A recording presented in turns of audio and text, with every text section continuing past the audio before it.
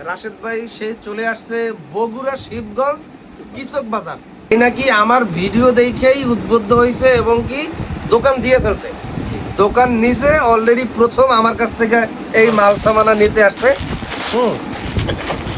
এই যে এইগুলো নিতে আসছে। দোকানে কি কি আইটেম বিক্রি করবেন?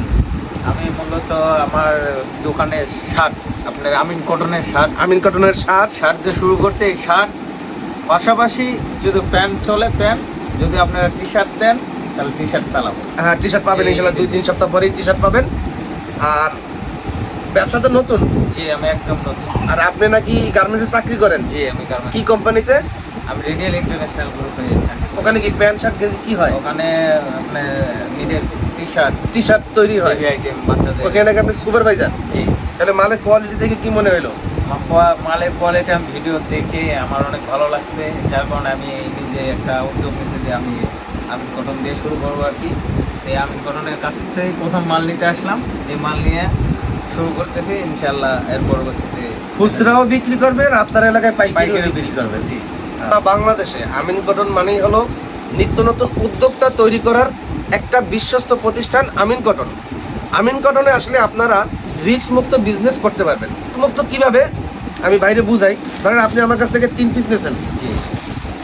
3 পিস নেওয়ার পর যেভাবে ফ্রেশ পলি করা আয়রন করা মালটা নিয়েছেন, এই মালটা এক পিসও বিক্রি হয় নাই। এইটা আপনি আমার কাছে নিয়ে আসবেন, আমি আপনাকে চেঞ্জ করে নতুন মাল দেবেন।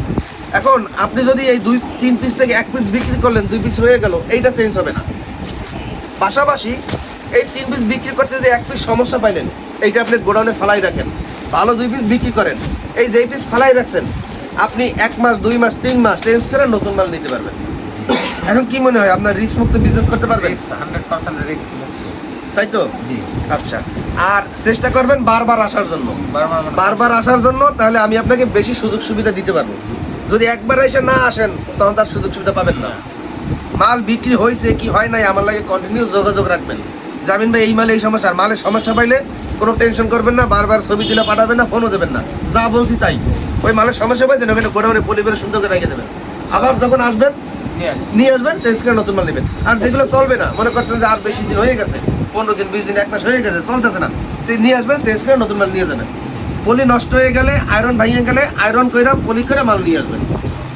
অনেক জায়গা করে কি মাল রিটার্নের অপশন আছে, কিন্তু আয়রন করা পলি করা শর্ত প্রযোজ্য, মানে ওইটা পার পিসে 20-30-40 টাকা কেটে রেখে দেয়।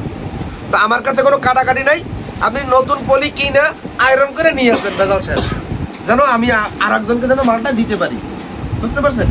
ব্যবসাটা শুরু করবেন, পরবর্তীতে পাইকারি ব্যবসার সিস্টেমও চালু করে দেবো। তখন আপনি কন্টিনিউ মাল যত ইনভেস্ট করবেন, মাল নিয়ে পাইকারি করবেন। ঠিক আছে?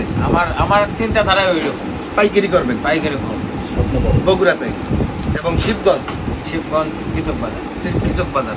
বাজারে দোকানপাট কেমন কাপড়ের? দোকানপাট অ্যাভেলেবেল আছে, কিন্তু যেখানে যত দোকান সেখানে তত বেচা কিনা, এই সেটাই বলছি, বেচা কিনা মানে ওইখানে কাপড়ের দোকান যত বেশি থাকবে তত আপনাদের প্লাস পয়েন্ট। আপনি শার্টের কালেকশন প্রচুর রাখবেন, যেন দোকানে ঢুকলে শার্ট না নিয়ে যেন কেউ না বাইরে যেতে পারে। কম দাম থেকে শুরু করে, যেমন 200 টাকায় শার্ট বিক্রি করা শুরু করবেন, 400-500-600 টাকায় ভালো মানের শার্ট যেন কিনতে পারে।